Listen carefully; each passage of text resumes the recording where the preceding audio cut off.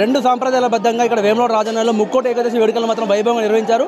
ఈ ముక్కోటి ఏకాదశి యొక్క మహాపర్వకాల మందు ఏ భక్తులెల్లరూ స్వామివారి యొక్క సన్నిధానంలో దీపారాధన, అఖండ దీపారాధన, అఖండ అభిషేకాలు అర్చన చేసి స్వామివారిని ఎవరైతే సేవిస్తారో, ఎలాంటి కోరిక చేత సేవిస్తారో ఈ ప్రాతకాలం ముందు స్వామి దర్శన భాగ్యం చేత అందరూ మహావైభవంగా ఈ లోకంలో అష్టైశ్వర్యాలతో సుఖంగా జీవించి అంతిమ కాలం ముందు విష్ణు సాయుధ్యాన్ని పొందుతారు. అలాంటి గొప్పలైన యొక్క మహోన్నతుల యొక్క ఉత్సవం ఈ కోడి అనగా ముక్కోటి మహోత్సవం, వైకుంఠ ఏకాదశి మహోత్సవం.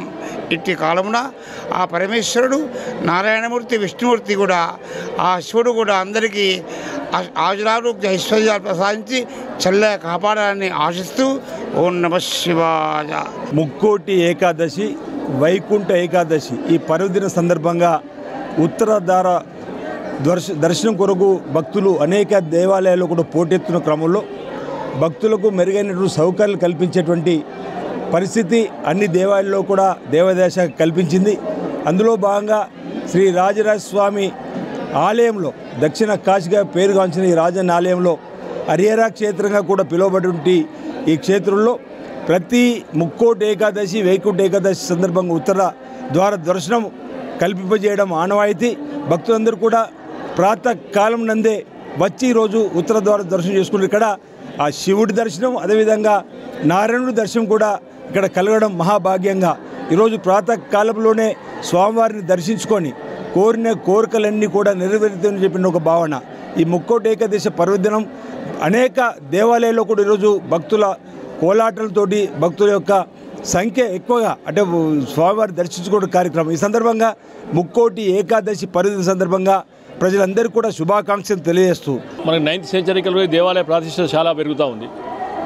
మరి నిజంగా కూడా శివుని, విష్ణువు ఏమాత్రం తేడా లేకుండా ఉన్న దేవాలయం ఏదైనా ఉంటే భారతదేశంలో కాదు, మొత్తం దక్షిణ భారతదేశం ఇది ఒక్కటి టెంపుల్.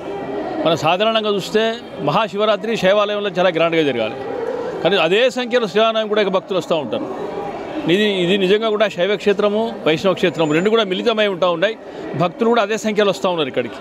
వారందరికీ కూడా ముక్కోటి ఏకాదశి సందర్భంగా శుభాకాంక్షలు తెలుస్తూ రాజరాజేశ్వర స్వామి అందరికీ కూడా ఆశీర్వాదం కోరుతా ఉన్నాం. ఈ పార్వతీరాజరాజస్వామి క్షేత్రంలో ముక్కోటి ఏకాదశి, వైకుంఠ ఏకాదశి భక్తులకు అనుగుణంగా ఎటువంటి ఇబ్బందులు కలగకోకుండా కూడా అందరికీ తగిన సదుపాయాలు ఏర్పాటు చేయడం జరిగింది. అదేవిధంగా ఈ యొక్క రాజరాజేశ్వర స్వామి దేవస్థానంలో హరిహరాదులు అంటే ఇటు శివుడు, తర్వాత అదేవిధంగా ఇటు నారాయణుడు కొలువై ఉండడం అనేది ఈ యొక్క క్షేత్రం యొక్క ప్రాశస్త్యము.